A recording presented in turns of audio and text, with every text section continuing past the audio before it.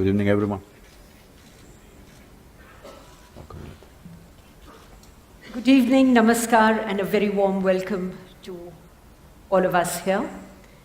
It is indeed an honor and a real privilege, Sadhguru, to have you with us for the next 90 minutes, during which time I shall do my best and we will explore, I think, a variety of concepts with Sadhguru, concepts around leadership, ethics, individual responsibility, a little bit of questions around spirituality and so on. So without further ado, I want to start off by asking you, Sadhguru, what is the next step for Sadhguru? Dinner? Dinner? I thought that was already over. So we expect a more profound answer from you. It's a very profound answer because you can postpone many things in your life. You can postpone buying a home, buying a car, you can postpone your wedding if you want. It's a good thing. You can postpone your divorce, good to postpone your death, but you can't postpone your dinner. Right now, this is the ugliness which is happening in this country. A whole lot of people are postponing their dinner today. This is the horrible situation that's happening. So, do not consider dinner as not so profound. It's very profound. If you're eating 10 times a day, it's not profound. If you're eating once or twice a day, it is quite profound. So you say something which is, which is very close to my heart. You talked about dinner. No, dinner is about my stomach, not my heart. Okay, we'll get to the heart through your stomach. We live in a world of contrasts, at least as I perceive it. There is obviously the rich and the poor, there are the ones who are impoverished and the satiated. We live in a country where 300 million people go to bed hungry every night. How do we deal with these big social issues? And what is the one message that you would like to give to all of us where we as individuals can make our own little, big, whatever contribution to being part of the solution rather than waiting for somebody else to do something? Now you're immediately getting into the missionary mode. We can try a little bit of that. Yes, it's a serious problem and an unfortunate problem because we are living in a land which has over 12,000 years of agricultural history, probably the only place on the planet like this. As far as I know, except a few other places in South America, nowhere else on the planet was agriculture organized 12,000 years ago. So we have enormous experience of agriculture, which means the science of producing food. And we are living in a land where 12 months of the year you can grow what you want. Many farmers in Tamil Nadu take 6 crops, 4 crops actually, but in between the intercropping, totally 6 products they're taking out of the same piece of land. Right. Nowhere else on the planet this is really possible. In spite of this, half the people are hungry simply because of apathy, not because of lack of food, not because that it is not possible to fulfill this. I feel a focused effort in a matter of 5 years, 5 to 8 years, very comfortably we can crest this. It should not even take that much time. But if we are determined, within 5 years' time, it is possible to cross this. And it's important to cross this. Because when you say India, I know a lot of poetry has been written about how beautiful it is, our mountains, our rivers, our whatever. But for 1.25 billion people, you neither have enough mountains, nor rivers, nor land, not even a piece of sky, believe me. The only thing that you have is people. If these people are well-nourished, competent, inspired, this can be the greatest miracle. But right now, 60% of India's population, even their skeletal system has not grown to full size. Or in other words, we are producing a totally underdeveloped humanity. If your body does not grow to its full size, neither will your brains. There's medical evidence to show that first 4 years of your life, if you did not get the necessary nourishment, your brain is approximately 60% of what it should be. Right. So with half-brained people, the next generation, what nation are you going to build? You're going to be a big disaster. If you don't fix nourishment, we are going to be an enormous disaster. It's waiting, it's a silent bomb. It doesn't make noise. Very quietly, it's going to implode upon us. So this is something that has to be fixed on a war footing, must be. So what is the role? I know all of us as individuals have a role to play. We are all part of a corporate, an academic institution, part of a community and a society. So what do you believe is the responsibility? I'm not talking about corporate social responsibility. I'm simply talking about corporate responsibility when it comes to being part of fixing some of the problems that you've just spoken about.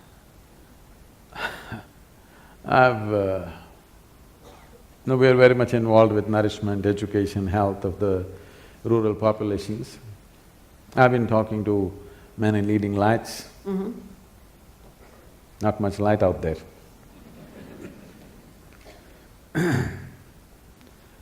Whenever I speak to a lot of people, not all of them, many of them, if I tell them, you know, we're planting 114 million trees, you could do something, they'll tell me a very passionate story, how his wife or his mother has a trust where she planted 108 trees around their factory, and how they have grown, how beautiful they are and how they're enjoying it.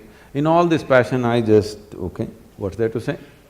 108 trees are good, I'm not saying no, but if your capacity was only 108, I'll bow down to you.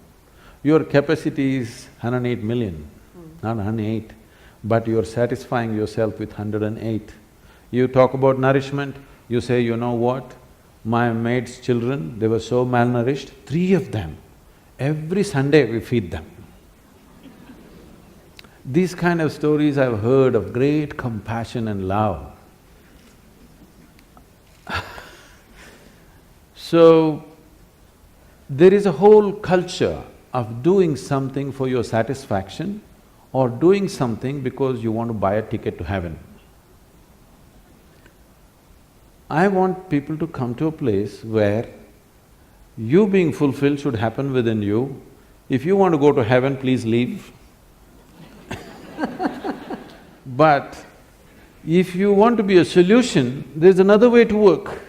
Right. I fed 2 children and I feel very happy. It's all right, I appreciate that. I'm glad for those 2 children. But this is not a solution, this is only for satisfaction. So it's time, at least those people who are in a certain level of capability, I would say, when I say capability, all of you are thinking, oh, okay, some big corporate leader. I'm saying all of you are in a certain level of capability who should see how to bring a solution, not do something for your silly satisfaction. You can be satisfied by eating food, by simply sitting quietly, by sleeping well, doing whatever. Satisfaction need not come through somebody else's suffering. You don't have to fulfill your satisfaction because of this, you know. Somebody is suffering, that is not the basis of your suffering, and if you buy a ticket to heaven through that suffering, I don't know, heaven will turn into hell probably for you. I hope it does. I couldn't agree with you more. So I want to explore 2 or 3 other dimensions that you spoke about. You spoke about capacity, you spoke about leadership. So talk to us a little bit about what you see as… who are leaders and what is leadership? Is there a difference? Is it… I know there's a lot of talk about leadership and wanting to become leaders. I don't think anybody should try to become a leader. It's quite obscene that I want to become a leader, that means all of you should be what? I don't know. I don't know what you would like to call yourself. It's not about you wanting to become a leader or someone wanting to become a leader. Because of a certain thing that you have done within yourself, or a certain level of observation, or a certain intelligence, or a certain experience, you are able to see something that most people are not able to see. The moment you're able to see something, then people will naturally look up to you as a leader because you're seeing something that they cannot see. And if you become a leader, there are many ways to become a leader. You can get elected, you can get selected, you can work it, you can pull other people down and become a leader, or simply people will rise you as a leader because they see that either you're able to see something or you're able to do something which they themselves cannot do. I feel this is the way leadership should happen, if you want to call it that someone is able to see something and do something that others cannot do, so everybody wishes he must take charge of the situation because naturally he will be able to do something that the others will not be able to do. So what is the quality of leadership? Leadership means once you sit on a perch, you better see clearer than others, otherwise you'll make a ridiculous fool of yourself. There's a whole, in the nation certain things have been happening. Right. Somebody sits on a perch and he doesn't see any better than you, he looks like a fool immediately. So, it is not about you wanting to sit on the perch, you wanting to see something must get you to the perch. Not because you want to be above everybody else, you get to the perch. So what is the quality of a leader? I don't think there's any particular quality. One thing is, a leader means his sense of life is beyond himself. It's not about… his sense of identity is beyond himself. Somebody becomes a leader because he is willing to think and feel and act for more people than himself. If you act for yourself, you're called self-centered. If you just act for the sake of 2 or 3 people you gather in the form of family, you are named as Dhritarashtra. There are modern names for that. If you identify yourself with the entire nation or the world, you'll be looked at in a different way. Essentially, your leadership will come from the right context depending upon what you're identified with. Because everybody needs an identity. What sort of identity have you taken will determine the context and the quality of your leadership.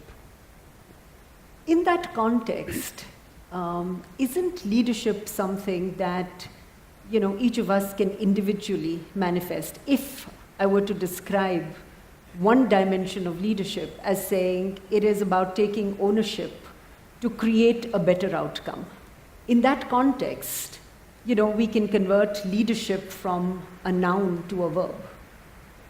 I don't know that much grammar, okay. But you can try.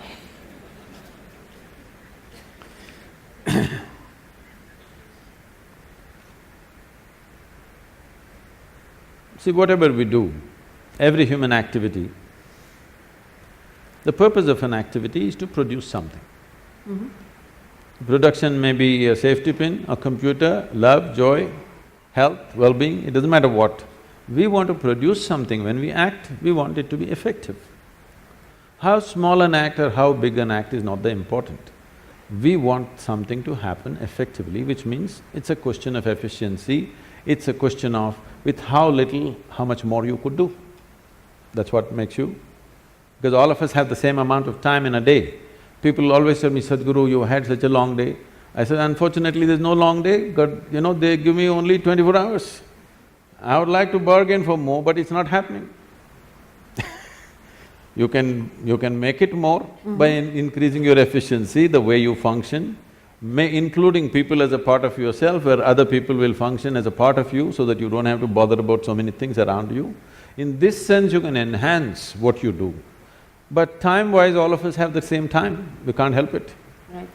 So, how much can you produce, in how little time, in how little material, is the question. In the limited span of time which we have as life, What is it that we can do? Is it just about efficiency? Is it about simply mindless efficiency, do better, do better? No. At different times in history, people seem to want different things on the surface. But essentially, no matter which time of history, who they are, which part of the world they are, everybody wants the same thing, well-being. But their idea of well-being, everybody has their idea how to get there, but everybody wants well-being, no question about that. It doesn't matter which part of the world you go, whether you came here 1,000 years ago or today, 100 years later, you will see people will be still seeking well-being. In pursuit of well-being, maybe 100 years ago somebody would be going in search of water, today you're going in search of the Wi-Fi cloud but still well-being. People's idea of well-being, whatever that is, people are only well only when something beautiful happens within themselves. They think they're going to cause it to themselves by some means. But people have been happy before the Wi-Fi came, people have been happy before the automobile came, people have been happy before all the luxuries we are enjoying today appeared. So what I'm saying is, well-being, if you're in pursuit of well-being, essentially, it is about what happens within the human being. What happens within the human being, in the name of so many things, I don't want to name all the things, in the name of so many things, what we call as family, society, and another world which we call as corporate world all these things we created, these are all different names or different mechanisms that we believe will bring well-being to us. Somebody built a family, somebody built a corporation, both in pursuit of well-being, isn't it? I must tell you this. The first time I was at Davos many years ago, they were almost resentful. Why… what is a mystic doing in an economic summit? A particular CEO who was in charge of a top computer manufacturing company, 3 months later they got sold out to the Chinese. We can guess who they were. So he was very resentful. What are you doing here? Then I told him, see, what's your business? He said, I do computers. So see, whether you manufacture a computer or a safety pin or in between anything, fundamentally this is about human well-being. The basic business is human well-being. You may do it through your computer, somebody will produce safety pin, somebody will produce a cloth, somebody will produce something else. It doesn't matter what you're doing, the fundamental business is human well-being, and that's my business too. And that's why I'm here. So Sadhguru, you've talked about well-being. One of the things that you say is it's all about how the body, mind, emotions, and most importantly, energy come together. And I think you've said it very eloquently, which says, when the body is feeling pleasant, we call it health. If it is feeling very pleasant, we call it pleasure, and so on. And you go on to say… You can go all the way. Sorry? You can go all the way. I can go all the way? So when the mind is feeling pleasant, we call it joy. When it is feeling very pleasant, we call it peace. When when the emotion is feeling pleasant, we call it love. When it is feeling very pleasant, we call it compassion. When the energy is feeling pleasant, we call it bliss. And when it is very pleasant, we call it You're a very ecstasy. good student.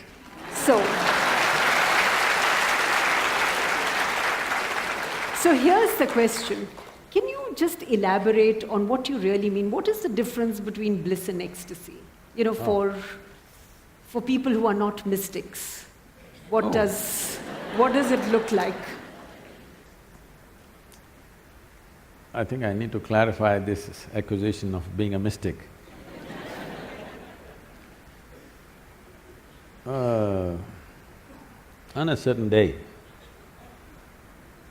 2 cows were grazing on the English meadow. English cows. Got it? The Thomas Hardy kind.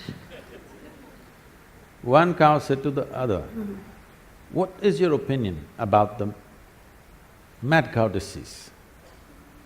The other one said, I don't care a hoot, I'm anyway a helicopter.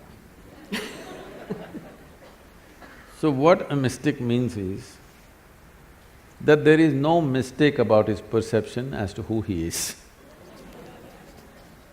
Okay. So there are only two kinds of people, mystics and mistakes. That's an easy one to remember. So, a mystic did not fall from somewhere else. Strive to pay attention to simple aspects of life, very simple things. Very simple things means extremely simple things. Just right now, how do you know that you're here? What is the basis, I'm asking? I am talking with you. Even when you're not speaking, you still know that you're here, right? Yeah. So how do you know? I'm perceiving What? that I am in this place. There is an audience here.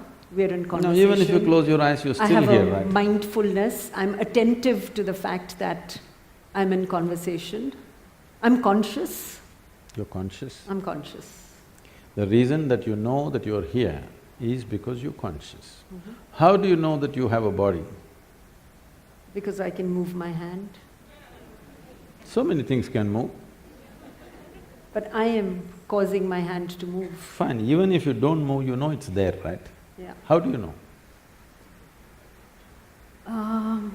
Because there is sensation in the body, Yeah. right? Yep. If no sensation in your body, you wouldn't know whether it's here or not. True. No consciousness, you wouldn't know whether you're here or not, Right. yes? Yep. So these are taken for granted things. If you pay little attention to these things, you will see there's a whole world out there, there's a whole existence by itself, just your sensation. If you pay enough attention, you know the nature of your physical existence. If you pay attention to what you're calling as my consciousness, you know the nature of your basic existence. Once you know the nature of your existence, that is when you can use this gadget well. I'm calling this a gadget because human mechanism is the most sophisticated mechanism on the planet. We are on top of the evolutionary heap, not for nothing.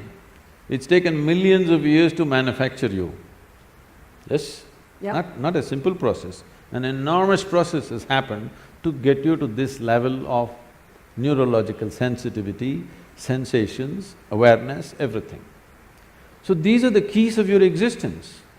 But everybody is reading a book or they're looking at the cosmos through their iPhone. Nobody's paying attention to this because this is the basis of your existence. Only if you know this, you can employ this to its fullest capability. Even if you take your cell phone, the more you know about it, the better you can use it, isn't it? Right. The same with this.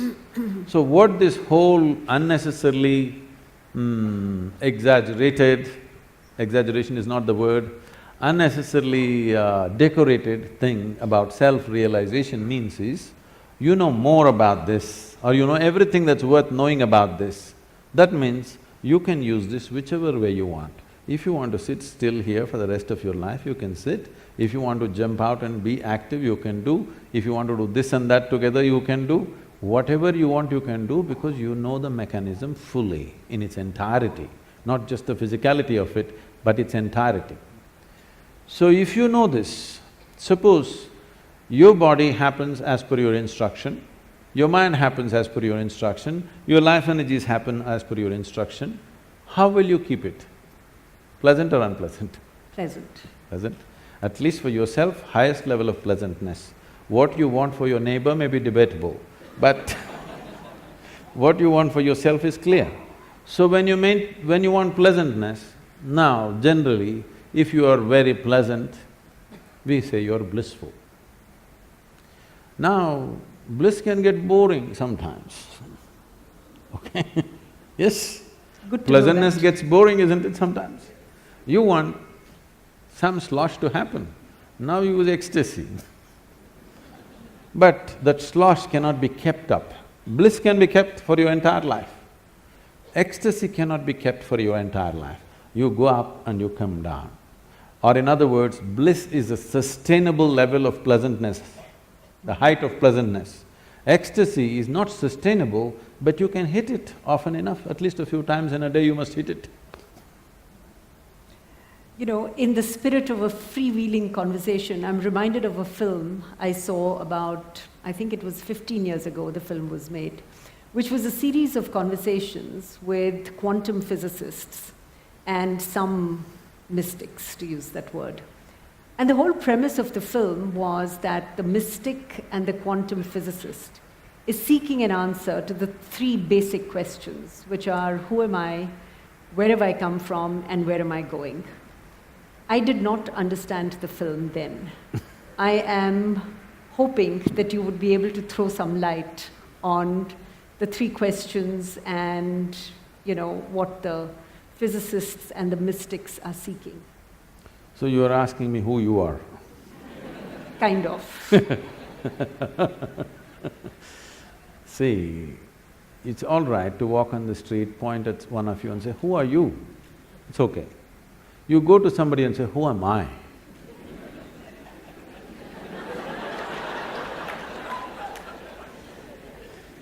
This happened in the Cincinnati airport.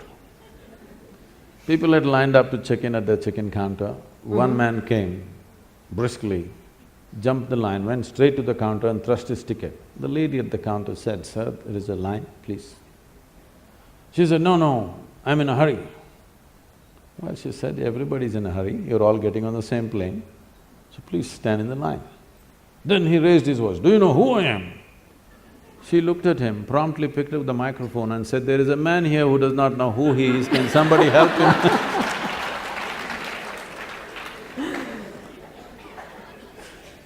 So, you should never address this question to someone else.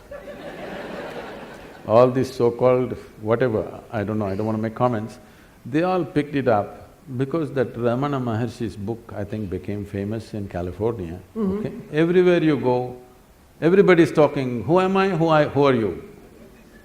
Who am I is a question that should be addressed within you, digging every time you ask it, digging it deeper and deeper and deeper into yourself. You never go and ask somebody, who am I? That smacks of something else. I was teaching a program in Los Angeles and this is maybe 150, 200 people. Half of them are all Hollywood types and a whole lot of them look alike, many especially women, not because they're sisters, because they have the same doctor.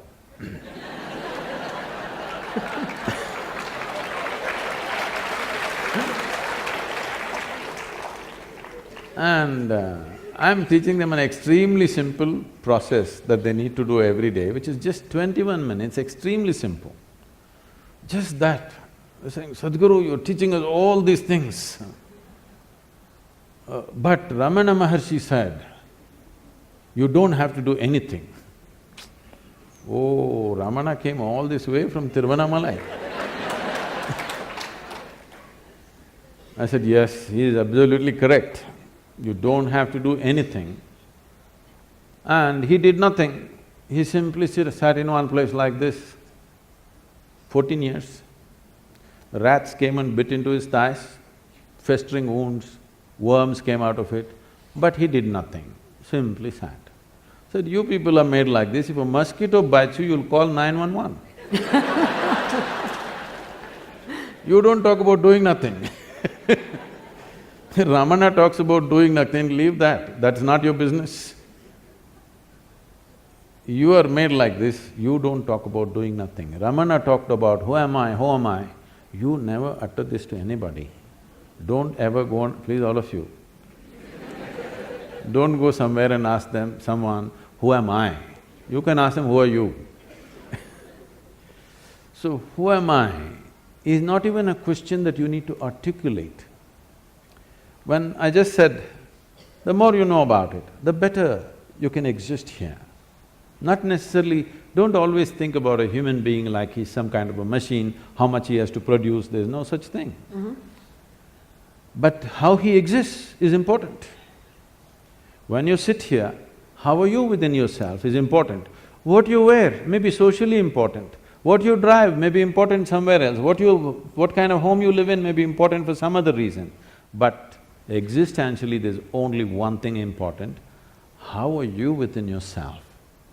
Are you pleasant or unpleasant every moment of your life? In 24 hours, how many moments of pleasantness, how many moments of unpleasantness, and how much support does it need to keep you pleasant? That's a question. Right now, in pursuit of human well-being, we've ripped the planet apart and still well-being is not happening. Comfort has happened, convenience has happened, well-being for sure has not happened, isn't it? As a generation of people, we are the most comfortable generation ever. Never before anybody could even imagine these things. But we cannot say we are the most joyful or blissful or ecstatic generation, no. Are we worse than others? I don't believe so. Every generation, same nonsense. Some people lived fantastic within themselves, others went through all the nonsense they had to go through. This is not because of what's happening to them. See, there are two kinds of suffering. Physical pain can happen to you because somebody may cause something to you, somebody is no food, you're in a war zone or somebody is poking you. I'm asking all of you, in the last 25 years, how many times it happened to you, somebody took a knife and poked you? For most of you, it didn't happen. Maybe when you're in your school, somebody poked you with a pin at the most, or you were not even worth that, nobody poked you. They simply poked fun. Huh? They simply poked Whichever. fun at you. Physically, how many times suffering entered you from outside? Very, very minimal. Rest is all self-help. You know, in Tamil Nadu, the government has a scheme, Namaka Name. Namake Nave, it means. That means people are on self-help, busy, causing suffering to themselves daily. Sit, stand, whatever happens. So you will see people, most of them are driving their dream machines on Bangalore streets, all right? How many are driving joyfully? If the traffic light takes 10 more seconds, they're freaking in their dream machine. Is it not a blessing that you bought this dream machine after working for whatever number of years? Why don't you… The traffic is making sure you stay in your dream machine for a little longer. What's your problem?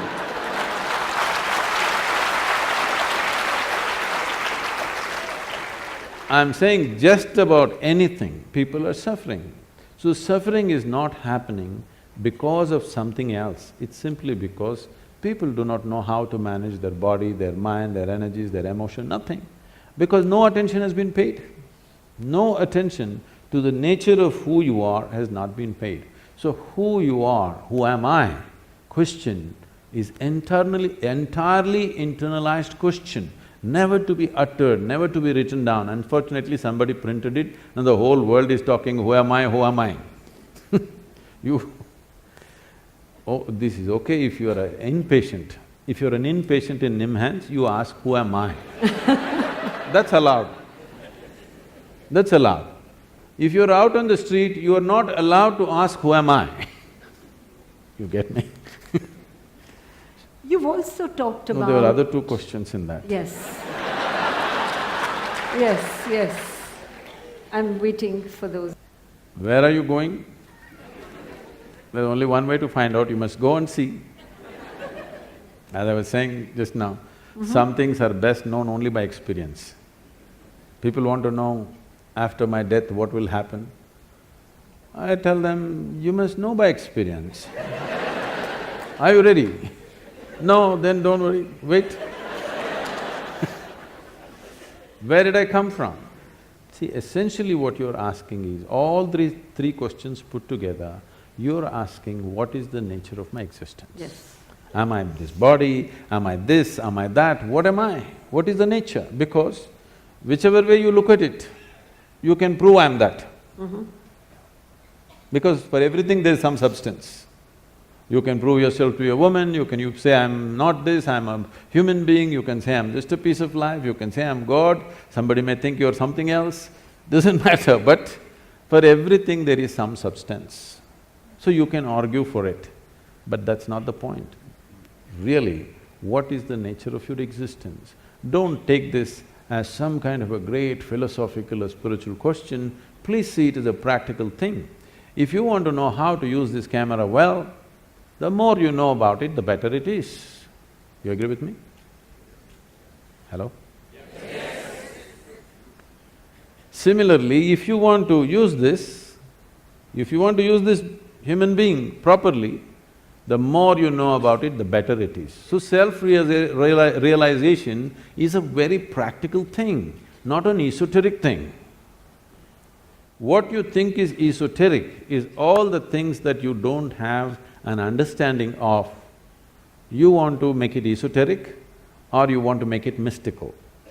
Let's understand this word mysticism or mystical.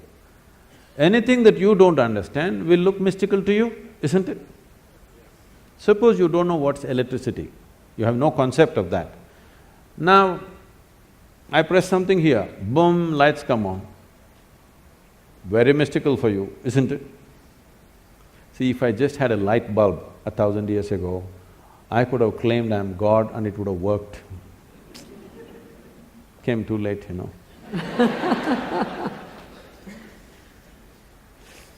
So, the more you know about it, the better you will live. This is not something that you seek at the end of your life. This should be the first step of your life, if you value your life. Yes? Yeah. Knowing this should be the first step of your life. Very beginning of your life, this question should be asked. Can I tell you a story? Please. There was a bishop in the Greek Catholic order. The Greek Orthodox Church believes they are the only real Christians, others are not really Christians. They think they are the only pure Christians, others are not really that. They have their own pope in Istanbul. So, it became a very small group over a period of time for whatever reasons. So, being on the Silk Route, many fantastic stories from India are wafting across the Bosphorus, and these stories are going on about the mystics and the yogis and the magic of India, which the Indians have not seen and everybody else has seen. So he always wanted to go to India. But being a man of cloth, he could not really choose where to go. After 60 years of age, when he semi-retired, he got an opportunity and he came to southern India. And he found the right kind of guides. Somebody told him, you go up this mountain, and they gave him the landmarks, and here there's one yogi, he is the right one to meet for you. So he climbed up the mountain. The man is not made for mountains. You know, mountains demand certain things from you. So he went up, and as they had said, there was a yogi sitting in front of a cave, blissed out. He went and he had heard that if you see an Indian yogi, you have to prostrate. But for that also, you need some fitness. This is a part of the Indian thing because that's the only exercise most Indians do. So whatever you see, you just bow down. But now they've learned… A shortcut there too. Yes, the idea is to touch the floor. Every time you keep doing it through the day, it's a good exercise, you don't have to spend extra time for exercise. So he struggled and scraping himself and sat up. All this commotion, the yogi opened his eyes and smiled. So the bishop asked, can I ask you a question? The yogi said, by all means. The bishop asked, what is life? This is after 60. The damn question you should have asked when you were 6, at least 16 you must have asked. No, 60, all right, better late than never, sometime you asked. So, when he asked this question, what is life, the yogi went into raptures. And then he said, life is like the fragrance of jasmine upon gentle spring breeze. The bishop looked like this, what? Fragrance of jasmine on gentle spring breeze? But our teacher told us, life is like a thorn. Once it gets into you, if you sit it hurts, if you lie down it hurts, if you stand up it hurts. And you're saying it is fragrance of jasmine, spring breeze and all this stuff. The yogi smiled and said, well, that's his life.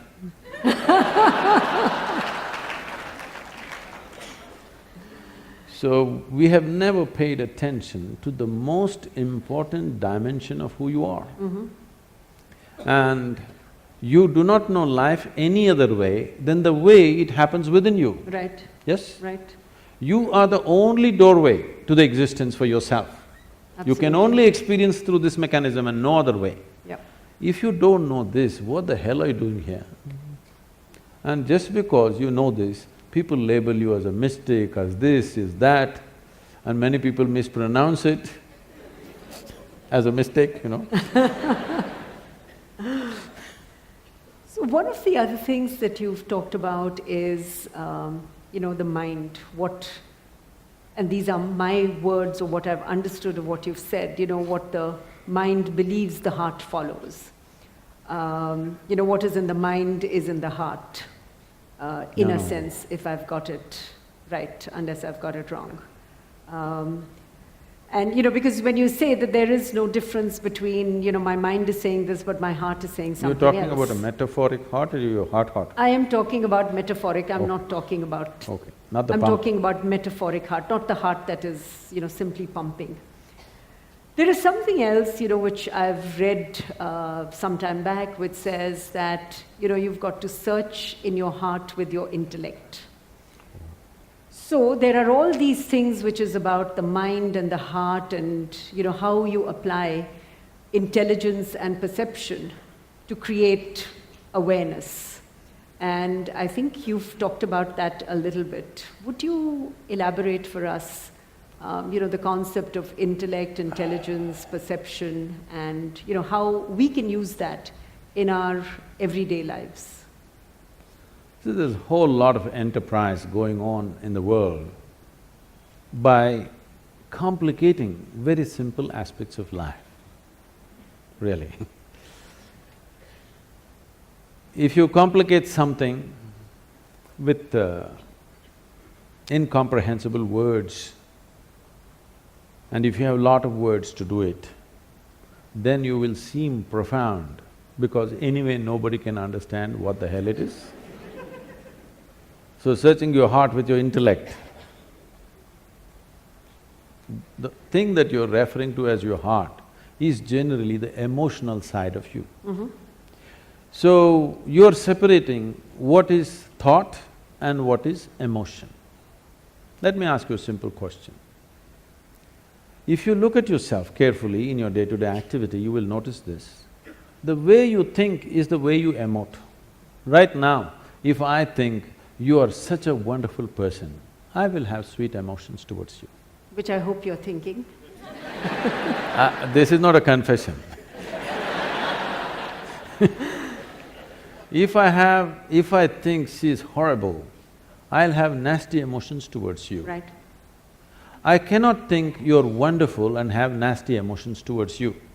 I cannot think you're horrible and have sweet emotions towards you. It is impractical and it's not possible. People act those things and it never works. People, I hate her but I'll be nice to her, they will go like this and do like this. Have you seen this happening? Yes. Nice things are done in a horrible way. Right. It is happening in families, among friends, whatever. Nice things are done in such a horrible way.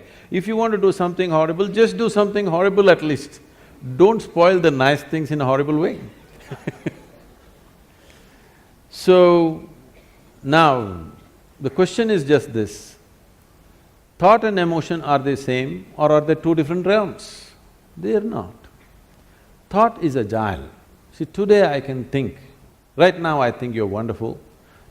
Just next moment you did something I don't like, I think you're horrible. My thought immediately changes because it's agile.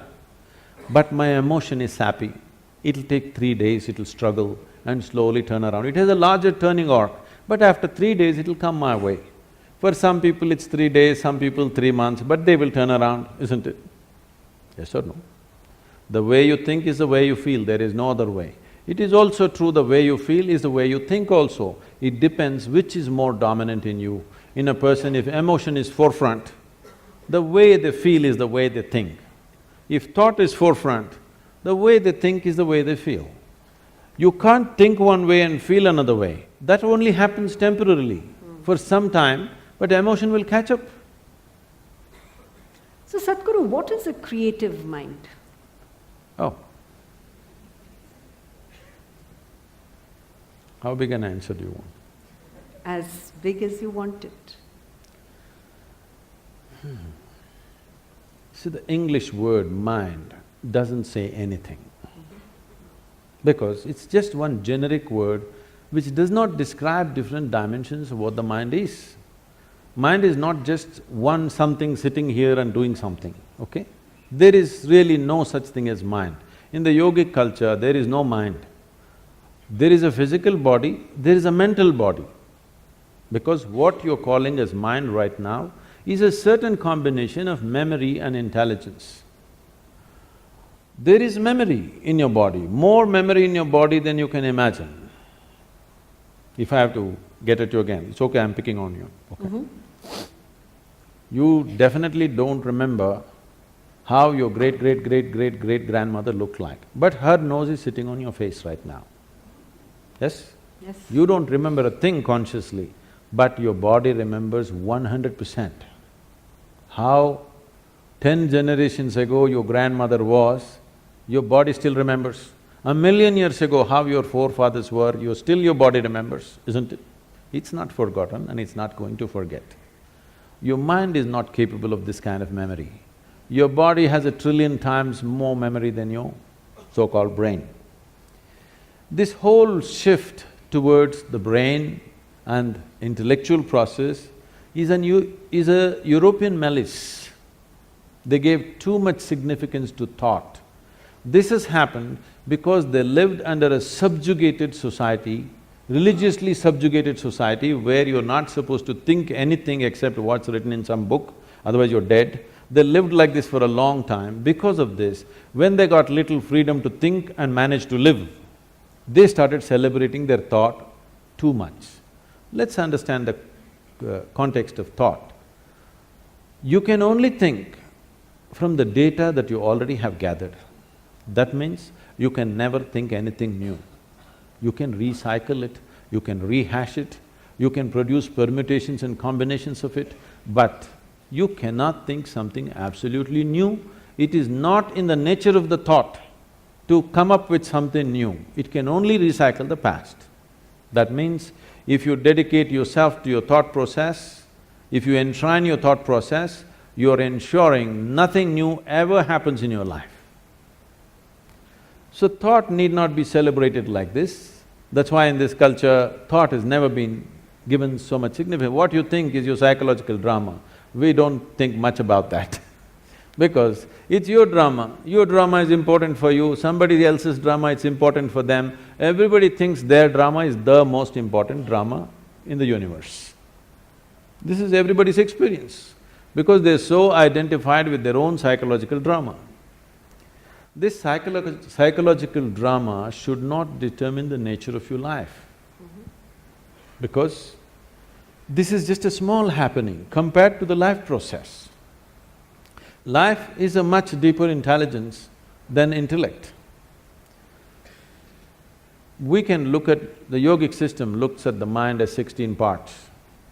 Those 16 parts are further broken and they're taken up to 84,000 parts. But now if I talk about 84,000, already there's a segment which says no, so I will make it 4.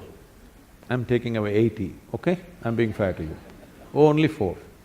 4 fundamental parts. One is the intellect, which we have in modern world, in today's world, we are unnecessarily giving too much significance to intellect and we will pay an enormous price for this. You will come to a place where you'll know everything, but you'll know nothing of life significance, really. Today you will see this happening to children. For the first time, this generation you see, 10, 11-year-old or 12-year-old children, they look bored. When you were 10, 11, you did not know what is boredom, it was not possible.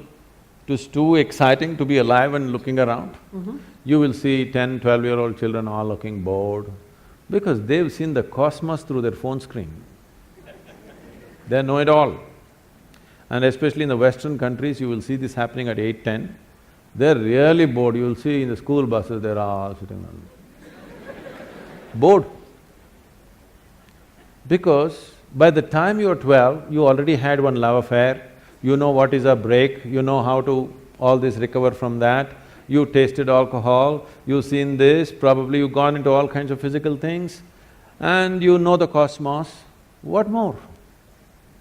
By the time you're 15, there's really no purpose for you to exist for many of them. You should not be surprised if this culture continues.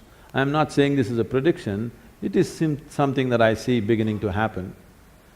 In another 50 or 100 years' time, if 25 to 50% of the people commit suicide, you should not be surprised, because life needs some exuberance.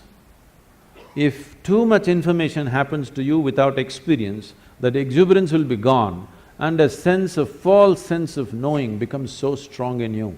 This is the danger of intellect, because intellect wants to dissect everything. Intellect is like a scalpel, the sharper it is, the better it is, it wants to dissect and know. Dissection works with some things, not with all aspects of life. If you want to know the poor frog, you remember? The poor frog that you crucified and cut, and great knowledge you acquired from all that torture is unbelievable. How much knowledge you know. For the torture that frog went through, how much knowledge you have acquired is quite unbelievable. All that you got to know. Now you got interest, suddenly you got interested, the mother that you had ignored, you want to know your mother today. Please get yourself a sharp knife, start the dissection. You may know everything about her liver, kidney, heart, but you won't have a mother left, that's all. So life cannot be known by breaking it up. You can know physical things by breaking it up. You cannot know life by breaking it into pieces. But this is the nature of the intellect. The whole modern science has evolved from human intellect. Because it's produced technological benefits, you can't argue against it, because people, yeah. They think they're scientists, they know nothing about science. They're just enjoying their iPhone. They think they're scientists because they can do this. No, technology is fine, it's brought much comfort and convenience, but it will not bring life to us. So intellect is like this. Intellect will be useful only depending upon what it is identified with and what is held, what holds this, how steadily. So the next dimension of the mind, the first one is called as buddhi, which is the intellect, the second one is called as ahankara. Ahankara does not mean ego, this, that, it means the identity. Whatever you identified with, your intellect functions only around that. Simple, if you just identify with a nation, if you say, I'm an Indian, everything Indian looks beautiful. If you cross the border and you say you're something else, all that looks beautiful. So whatever you identified with, it's only with that the intellect functions. So ahankara is the identity. How consciously and how steadily your ahankara has been created will determine the effectiveness of your intellect. Just because it's sharp, it does not mean it'll be effective, because sharp intellect or a sharp knife can cause any amount of damage to you. If you have a sharp knife and you don't have a steady hand, you will cut yourself all over the place. That's all that's happening. Human suffering is just this. You don't know how to hold this intellect in your hand properly. Every day you're cutting yourself. All suffering is on self-help because your own mind causing this to you all the time. No matter what happens, people suffer, whichever way they suffer, because they don't know how to hold this intellect. If you had the mind of an earthworm, you would be quite peaceful. Yes? You're trying to do it in so many ways to reduce the sharpness of the intellect by drink, by drug, by overeating, by doing all kinds of things somehow to take away the sharpness because the damn thing hurts. It hurts not because that's its nature, it hurts because you do not know how to hold it. The next dimension of the mind is called as manas, which is a huge volume of memory. It is not here or there, entire body carries memory. So, manomaya kosha, this is called, a huge sack of memory. This memory is in various stacks, we'll not go into all these details considering some people have said a clear no. They don't want to have a mind, I'm sorry, they don't want to know anything about the mind. So the fourth dimension of the mind is called as chitta. Chitta means it's pure intelligence. It is unsullied by memory. It has no trace of any kind of memory, it's just pure intelligence. If you touch this, then you have access to what you're referring to as the source of creation, because all kinds of things might have been fed to you. God is this, God is love, God is compassion, God is kind, whatever. Somebody come, stand on the edge of this stage, say all the prayer you want to say and fall. Let me see whether compassion happens to you or a cracked bone happens to you. I would like to check, all right? All these things have been made up because whatever somebody is deprived of, they will attribute that quality to their idea of God. Your ideas of God have come only because you do not know how this whole creation happened. Because you don't have an answer, you made it up. Because you're a human being, you said a big human being is sitting up there. Oh, how can you do all this? If somebody asks, he has 10 hands, so he does lot of things, not like you. Whatever, it's all right for children. But essentially because you do not know how creation happened, you are coming up with explanations. So that which is the source of creation, don't believe what I say, what anybody says. Pay attention to one piece of creation. Just take a flower, pay attention to this, pay an attention to a leaf or an atom or an ant. All you will see is phenomenal intelligence beyond anything you can imagine, yes? But nobody told you God is intelligence.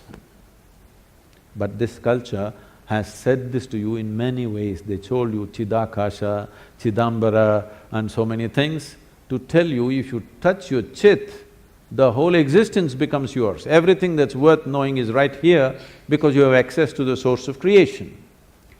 So these are the four dimensions of your mind. Unfortunately, the modern education thinks by just feeding information and keeping the intellect reasonably sharp, everything is going to happen. No.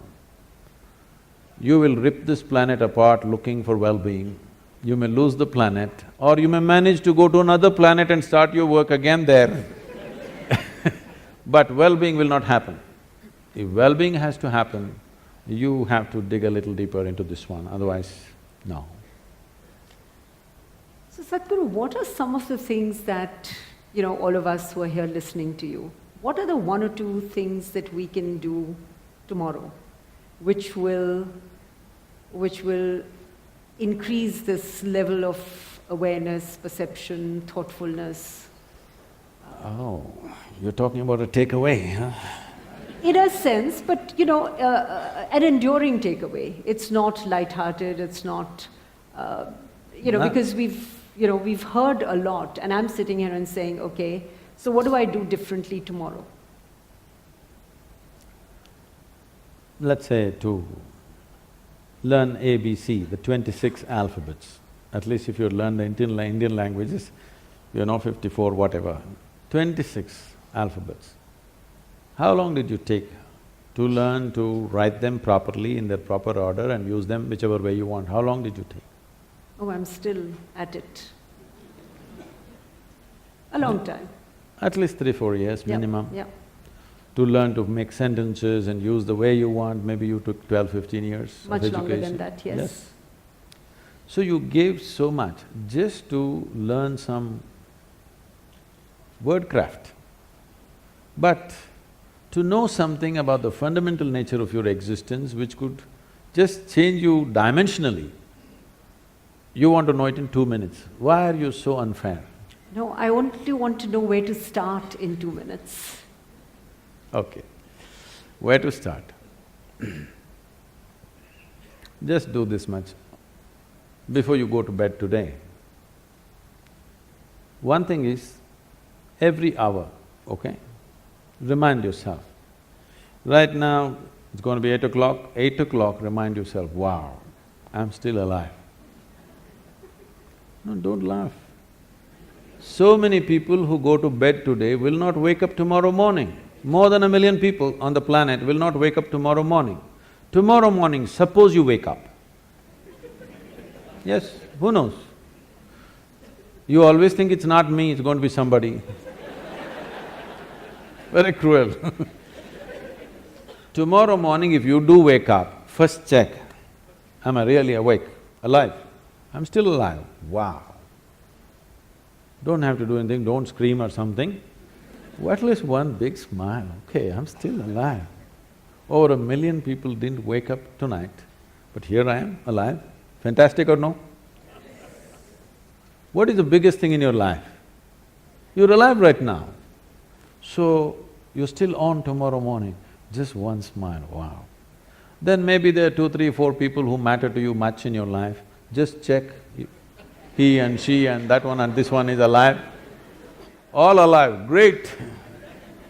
If 1 million people died tonight, which they do every night, at least 10 million people lost somebody who was dear to them.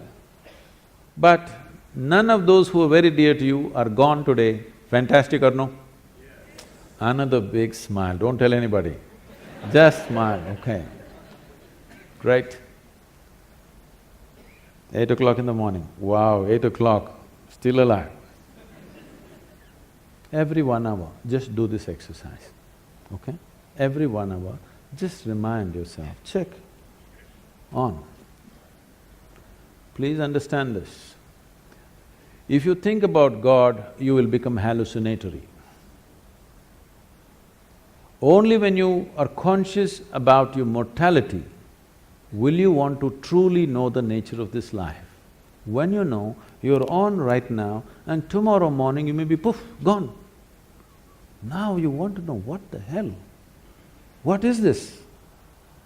I'm real right now, but tomorrow morning, gone. So many people who are so real and on, suddenly gone. Can't believe, where did they go? But you thought about it for 10 minutes and then you got busy. You had to text, my father is dead. But remind yourself of your own mortality, let the question deepen. If you can do it every moment, it's great. If you cannot, at least once an hour, remind yourself that you're mortal. You're not immortal, you're mortal. If you know that you're mortal, suddenly you will see in a few days you have no time to do any nonsense which doesn't mean anything to you. You will do only what really matters to your life. You have no time to do any rubbish with anybody. You will have time only to do the best things that you want to do, what you truly care to do in your life, and nothing other than that. And that's what you should be doing because it's a very limited amount of time.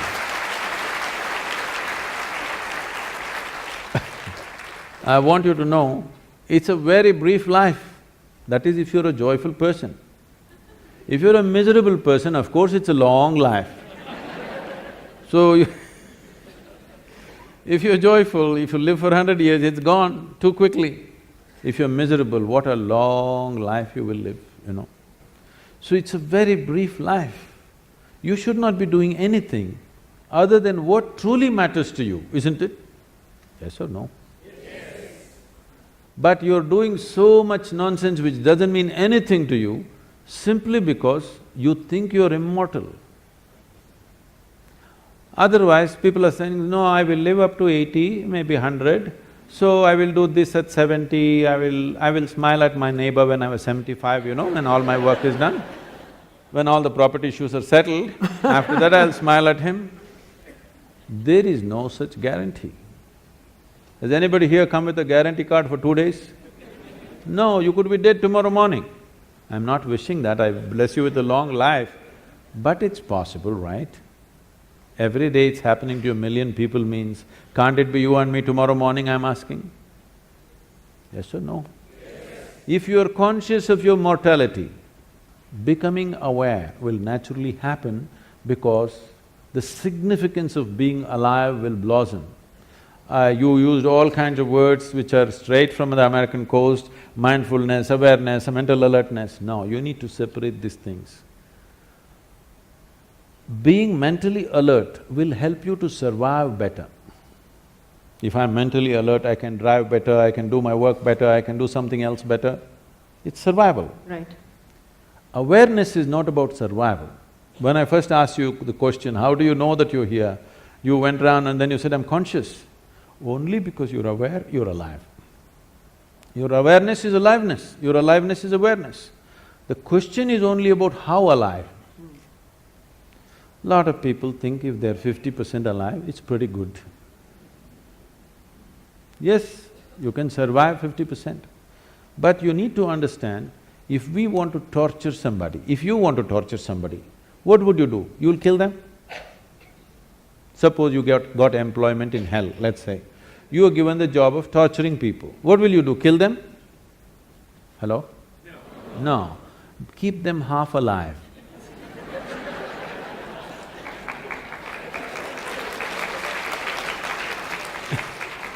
If you keep them half alive, that's called torture. So right now this is called self-torture. Maybe you're preparing for employment elsewhere. Because right from the age of 2 or 3, people, your parents are asking you, what will you become, what will you become, what… Well, I'm born as a human being, I'm supposed to strive to become a human being. See, every life on this planet, whether it is a bird, if it's a worm, insect, bird, animal, tree, whatever, every one of them is striving to become a full-fledged life, and that's all. A worm is trying to be a full-fledged worm, a tree is trying to be a full-fledged tree. That's all a human being also, to become a full-fledged human being. No, what will you become means what kind of job will you get from the age of 3?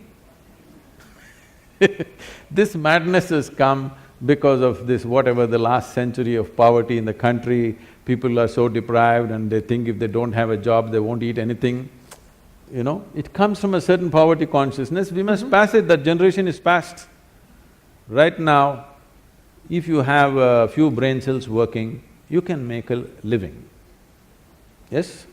You don't have to be qualified for anything. If you have a few brain cells working in your head, you can make a living. That's not an issue anymore. There was a time it was like that, it's no more like that. It's time we leave that. It's not about what you will become, how you will be. What will be the experience of your life? Will it become the peak experience or is it just a mediocre nonsense? This is the question. Because once you have come as a human being, whatever happens, it's not enough, something more needs to happen, yes or no? You may think you're doing different things. The man who goes to the temple, the man who goes to the bar, the man who goes to work, the man who goes to conquer the world, every one of them is just seeking a larger slice of life. Some people go to the mall, some people go to the PDS, just like that. Some people think it comes free in the temple, so they go there, somebody else go to conquer the world, somebody go shopping. What is it that you're trying to do? Just trying to have a larger slice of life. But it doesn't matter, if you gather the whole world around you, you will not have a larger slice. Your larger slice will happen only if your ability to perceive is enhanced. If your ability to experience is not enlarged, then you can have everything around you, still your experience is the same. Modern life is just that. No other generation had the things that we are having around us. Most homes are looking like a warehouse. Because they're shopping trips, they don't know where to keep it, everything is falling all over the people, there's no place for the people, full of things. But does it bring well-being or happiness or anything? No. You cannot determine the experience of what's happening within you from outside. It has to happen from within. And it is how enlarged your experience is how big your life is. Not about socially how big people think you are. That may work socially a few things for you, but it doesn't work in terms of life.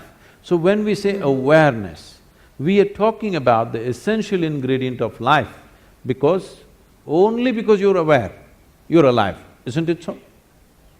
Yes? Now the question is, how alive? If we have to use an analogy, right now this light is, blinding me. Now, if you reduce the voltage, it'll be like this, it'll light up only that much. But they want it to light up everything, so they turned up the voltage. So if you turn down the voltage, you'll see only this much, if you turn it up, you'll see that much, if you really turn it up, you'll see the entire hall. Awareness is the same thing. Because you're conscious or you're aware, you know something. If you become little more aware, you will know something more. If you know little more aware, something more. All these words are connected. Prajna, the word guru, all these things are connected because prajna means you're conscious.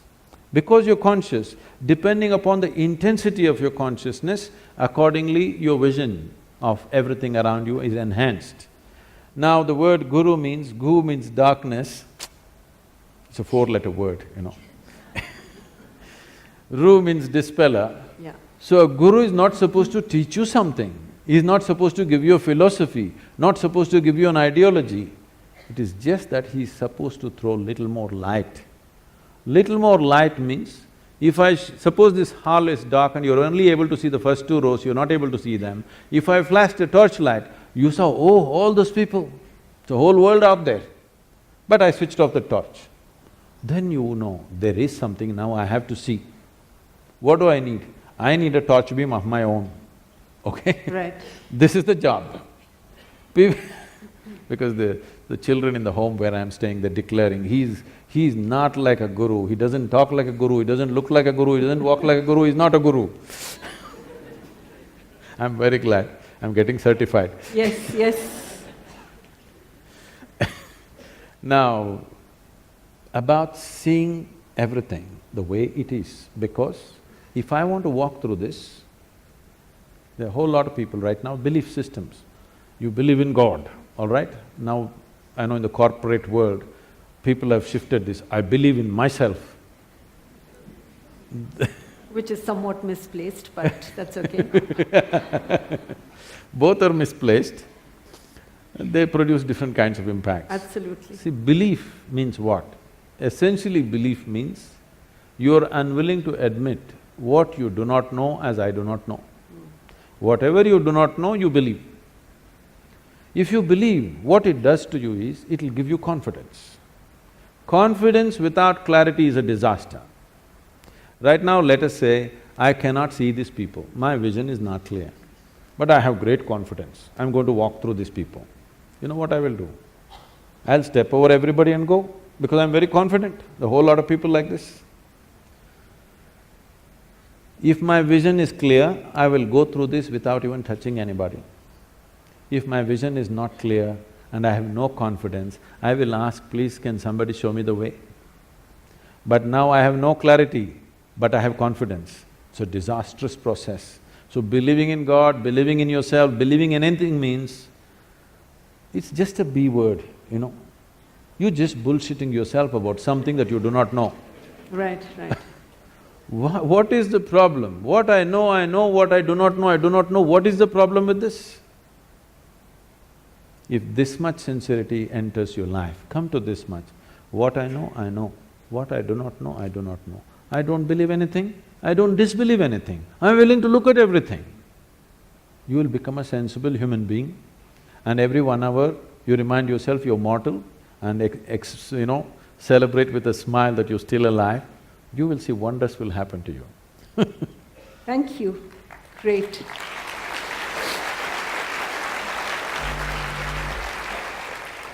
So even a free-flowing… It's 8 o'clock. No, we have more time, we have more time. I was just going to say… I'm not saying that, it's 8 o'clock, you're still alive, wow! We are all alive. That's the collective celebration.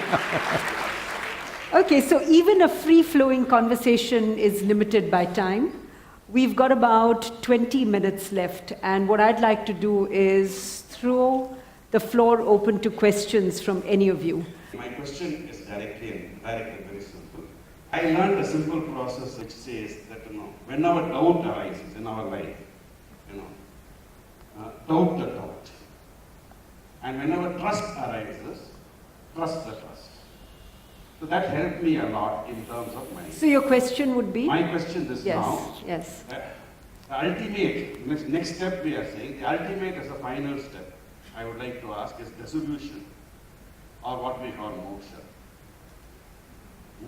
That is one area which, I don't know how to take a, step forward. I don't know whether my question is clear. You want to dissolve? Okay. That is the ultimate, process. You need a barrel of sulfuric acid.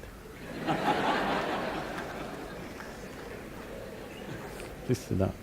Okay, can we have… No, we'll answer that question. Yeah. Should we take one or two other questions, if you're okay with that? But you won't get this kind of a Okay, question. we won't get this. All right. All right. The reason why the so-called spiritual process has fallen upon ridicule in the world is, well, there may be few entrepreneurs who do their own things, leave them. I'm not going into that. But the reason why spiritual process has become ridiculous on the planet is because people try to do the highest things on the street side without the necessary committed atmosphere, without the necessary focus, simply talk about mukti, moksha, in the previous generation everybody talked about mukti, moksha just about anywhere, sitting, standing. Whenever life became miserable, they want moksha. When it's going well, they forget about moksha. Their idea of moksha itself is convoluted. So this is important. With all due respect to everybody who has spoken about these things, maybe those things were spoken in a certain atmosphere to a certain individual towards a certain purpose. I think it's quite irresponsible, first of all, to print that in a book and just everybody reads it without knowing the context of what it is, without having gone through the journey that person who asked that question is gone through. The question doesn't have depth. Answers we can give any number, all you will do is you will pick up more words from today evening and it's not going to do anything. If you're serious about it, if you're really serious about it, if you're serious about your journey, leave all this, first of all, get rid of all the jargon, all the spiritual jargon. Just come to this much. How much of you is sense? How much of you is nonsense? Sit down, unprejudiced, just make an evaluation, just an accountant's job, okay? How much of you is, let me use the right appropriate word, sense, and how much of you is nonsense?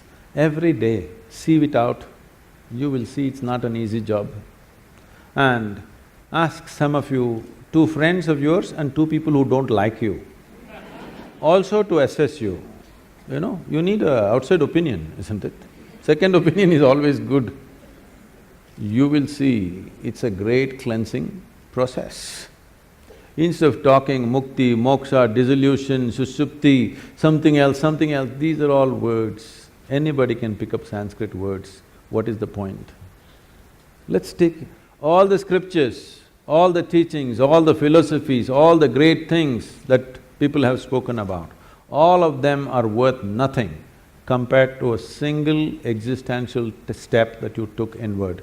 If you take one step, it is worth more than all the scriptures in the universe put together.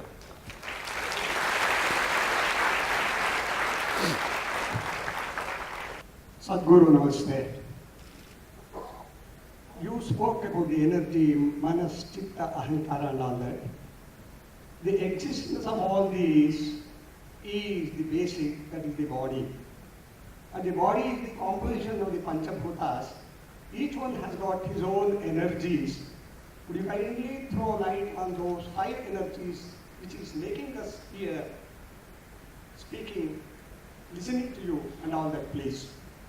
So Panchabhutas, or these are called as the Mahabhutas because these are the five elements which are the fundamental ingredients with which everything is made. Your body is five elements, the world is five elements, the whole universe is five elements.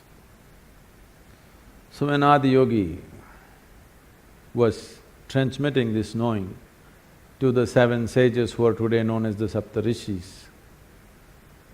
They wanted to know what is the nature of this creation? Where does it begin? Where does it end?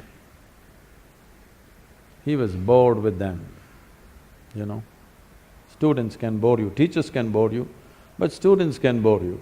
They don't understand that. He was just bored with them.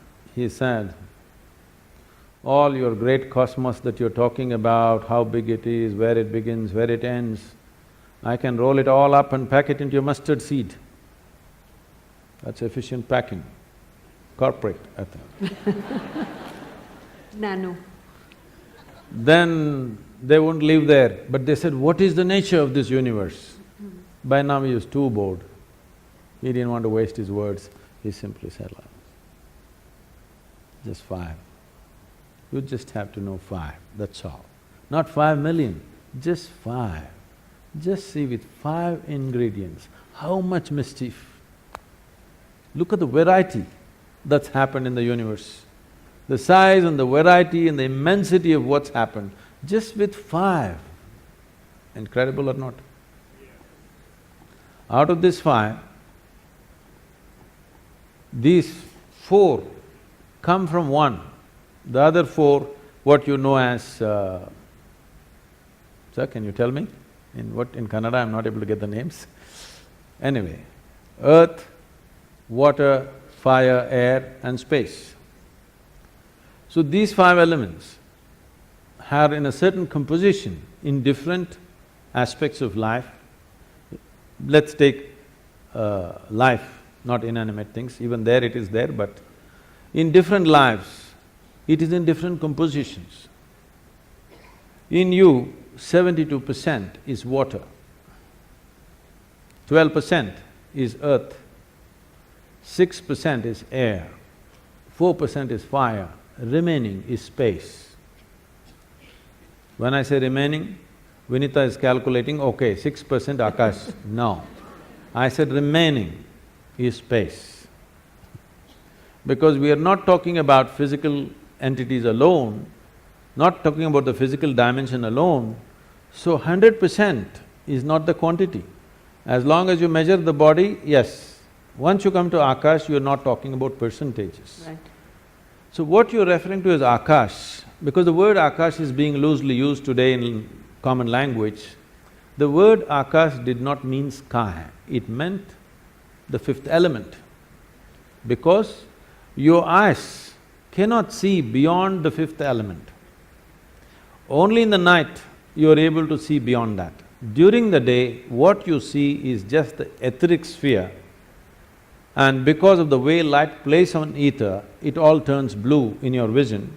Otherwise, you're just seeing… like suppose a cloud cover came, you're seeing only the cloud, that is the sky for you on that day. You say a clear sky, no, it is the etheric sky that you're seeing, it's an etheric bubble. Beyond the atmospheric bubble, there's an etheric bubble, light dissipates in a certain way, refracts in a certain way there, because of that, your vision closes there. Only in the night when there is no sunlight, then you are seeing beyond the etheric space. Now, Akash is another dimension of perception and intelligence and existence. So your Akash, your water is here, your fire is here, your air is here, your earth is here, but your Akash is not just here, it's spread. Normally, for a person who is, let's say, physically healthy and reasonably agile and active, for him his Akash is somewhere between 9 to 18 inches around his body. But if you do a little effort, this bubble can be expanded limitlessly. So today you're looking for the eye cloud, there's already a cloud, and this cloud can be enlarged. You can make it as large as this planet, you can make it as large as this universe. It is just a question of your willingness, that's all. Your boundaries, or how small your boundaries are question of your unwillingness to transact, isn't it? Let's say your social boundary. How big your social boundary is or how small it is a question of willingness and unwillingness in terms of your social activity. Similarly, existentially, how willing this life has become or how unwilling this life has become. Why would I be unwilling? This is the question. You need to understand this. Because things are packaged one inside the other. Life is made in such a way, what you call as life is also death at the same time. Right now you can say, I'm living, or you can say, I'm dying. Actually you're dying, one day it'll be complete. Yes or no? Whether you call it living or dying, it's the same thing. But we are looking at it as two different things. The moment you look at it as two different things, that's why the mortality process. The moment you look at it as two different things, you will accept one part of it, you will resist another part of it. Once you resist, if you resist death, you will not resist something that called as death, you will only avoid living. Right now, tomorrow morning you start the chant, I don't want to die, I don't want to die, I don't want to die, I don't want to die. All that will happen is you won't live. Whether you'll die or not, we don't know, but you will not live for sure. Right. So because life is inclusive, but intellect is exclusive, always it wants to cut and see what is life, what is death, there is no such thing. They are intermingled, both are happening at the same time. Because of this, Akash, if you are able to perceive your Akash consciously, suddenly your ability to know is just effortless. You can have the luxury of remaining uneducated and still be okay. You can still be okay even if you're uneducated, because everything that's worth knowing about life is here in these five elements. So the most fundamental aspect of the yogic process is called bhuta shuddhi. Every yogic practice, whatever you do, is a little extension or little extract from bhuta shuddhi, which means cleansing of the elements. If you do enough of this, then you arrive at what is called as bhuta siddhi, that means you have some mastery over your elements. If you have mastery over your elements, your body will happen the way you want it, your life will happen the way you want it, your destiny is determined by you. Not only that, even things around you will happen the way you want it. Lives around you will happen the way you want it. Plants will flower out of season, things will happen in ways that you thought not possible. Is this something supernatural? Is this superhuman? No. This is not about being superhuman. This is about realizing being human is super.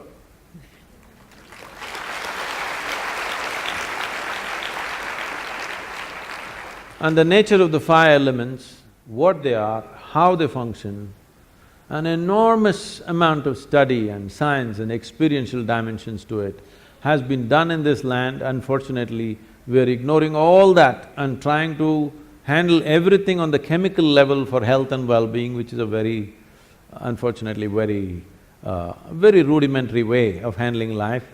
When we see all this whole way of treating human beings with chemicals and stuff has become relevant only because we are overpopulated and too crowded and all this. If you were little more spread out, if you lived in your own land, if you lived in the jungle, you most probably did not get any infectious diseases, okay? Only for infectious diseases, chemical warfare is okay. But for chronic ailments, it's something that happening because you lost fundamental balance. One most fundamental thing is, if one of the elements is not in tune, this will do horrible things to you. So one simple way is, in this culture they taught you, if you have to eat your food, first you bow down to it. You are not saying thank you to any god, okay? Please don't do this. If at all, if you want to thank somebody, thank that poor farmer who doesn't eat what he grows and gives it to you. We are not thanking any gods, we are not looking up and saying thanks for the daily bread, whatever. We are just bowing down to the food because we know how you treat the food, accordingly it behaves within you. Today there is enormous amount of study which shows, for example, water. This water has enormous memory. If I just as much as look at it in a certain way, its molecular composition changes, not the chemical composition, but the molecular composition changes and it behaves differently. Lot of experimentation has happened about this, and today they've come up with something called imploding water, where some of you might have experienced this. Suppose you went to a waterfall and the water that is falling with great force, if you touch the water, it feels silky. Have you ever noticed this? Yes? If it goes down 2 miles and then touch it, it won't feel like that. Only there it feels silky because the water is imploding into itself. Now they've created imploding machines, you can implode the water and you feed this water to your plants. With 10% of irrigation, you can get the same results simply because the water is imploded. These imploding machines which were made in UK, we are kind of getting them for the local farmers so that the water is imploded. With minimal water, you can grow the same crops because just changing the molecular composition changes so much. We've always known this. This is why do you think people go to your temple and they're dying for the 2 drops of water? Because the water is supposed to have the memory of the divine, supposed to be in touch with the deity, and there is supposed to be memory and you take it and it's supposed to work. If this whole science is managed properly, but today we don't know how it is in most of the places, but the possibility of changing how the water behaves within you just by treating it differently. Before drinking, just bow down to the water, don't see it as a commodity, it's not a commodity. It is life-making ingredient. This is more important than your mother, father, your children, anybody, isn't it so? What is in this vessel right now? Please tell me, I want you to hear that. Yes. Yes, because if you don't drink it for 1 day, you will not want anybody. You want only this. No, we're talking about the real thing. So the 5 elements, if you learn to handle them properly, simple thing, whatever, the earth that you walk upon, air that you breathe, water that you drink, food that you eat, and the sky. 3 times a day, consciously, just put your hands together for these things. These are the life-making ingredients. Your life is made out of this. Just approach it differently. You will see your health situation, your sense of well-being, your stability, everything will be greatly enhanced. If you want to do proper practice of Bhuta Shuddhi, please come, we have elaborate systems of Bhuta Shuddhi. Probably nowhere else in the world right now, these kind of systems are offered, but they will need a certain amount of preparation and absolute dedication to pursue them. I have been seeing your videos in YouTube. This is the first time that I'm seeing you live. So I have a basic questions which will help everyone here. Everyone talks about, knowing ourselves, and the first step is going inside. And then the way to go inside is meditation. And when I try Please, don't I never said such things. I don't know which everyone said those things. Okay, so then how do we go inside? That is the question. Inside what? You're already inside the hall. Inside what? Inside ourselves. Oh. Okay, that is the truth of the first step of knowing answers for all the questions. If going inside is the answer, then how do we do that? First of all, you must understand what is inside, okay, and what is outside. If you do not understand what is inside and outside, then you will go to all the wrong places. Now, what is inside? Your body, accumulated over a period of time, yes or no? Hello? No? What you accumulate can be yours, cannot be you. Is that much clear? Whatever it may be. What you accumulate can be yours, cannot be you. So this body is an accumulation. What you call as my mind, the whole content of the mind is accumulated depending upon what you're exposed to in your life. So your body is a heap of food, small or big. Your mind is a heap of impressions, again small or big. Between these 2 heaps, where the hell are you? So, inside, outside, leave these words because when it comes to language, there is only that much leeway. So within that, maybe different people are trying to use it in different ways. We don't know in what context they used. You put everybody into one bundle and say, all of you said this, I don't know who these all people are. Different people employed different methods around them, looking at the people around them, what was best suitable for the people around them, accordingly they would have worked most probably. If they're genuine, they would have worked with the people around them, not with concepts from somewhere. Looking at an individual person, you will do something, what works for that person. What you do with this person may not work for another person. You will have to do something else with that person. But you're talking about a generic inward-outward. So first determine what is inward-outward. Everything is outward right now. The world is outside, body is also external material, all the material in the mind also is external. So what is this inward you're talking about? Then you will immediately say, Atma, Paramatma, soul, this one. Now you're going into belief system. You don't know. You know you have a body, yes? Hello? Yes. Please check your neighbors. You know you have a body. You believe you have a mind. But to some extent you know. But rest is belief. Yes or no? Yes. I am not questioning whether it's true or false, let's not go there at all. But it's belief, it's not yet in your experience. If you talk about something which is not yet in your experience, to put it bluntly, you're just a bloody liar. That's what it means. But because lies are holy, lies are written in scriptures, lies are repeated by all kinds of people who are dressed in different ways, which are supposed to be holy though ridiculous. Because of this, you're not supposed to question these words. Anywhere you go, first thing is people say, Sadhguru, what about the soul? Then I ask them, which soul, right or left?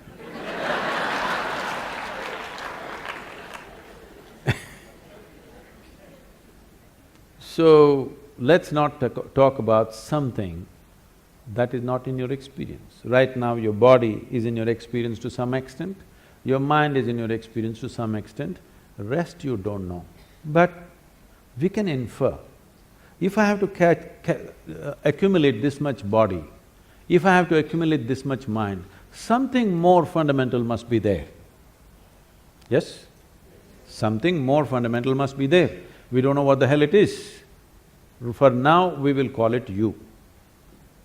How you will go into yourself? I'm asking. You can go into this hall, you can go out of this hall. How will you go into yourself, I'm asking? Saying, let's leave this is not the way. You do this way. What is not you, all those things you keep it aside. Before today, before you go to bed, everything that's not you, keep it aside. They may be precious to you. You think about it, your house, is it you? Oh, my house. All right, you have lots of passion about it, but all right, keep it aside. Your husband, is it you? No, that's easy, he's not me.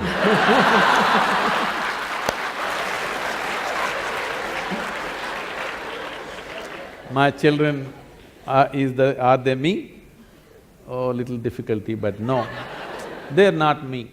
They're beginning to tell you, if they're 12, they've already told you. So the clothes that you wear, is that you? No. The body that you wear, is that you? No. All these thoughts and emotion, is this you? No. Everything that's not you, keep it in one heap. Not physically, just do this mentally. Keep everything aside. Let me see. Every day you practice this, one day when you successfully keep everything aside that you are not, what you are will be there.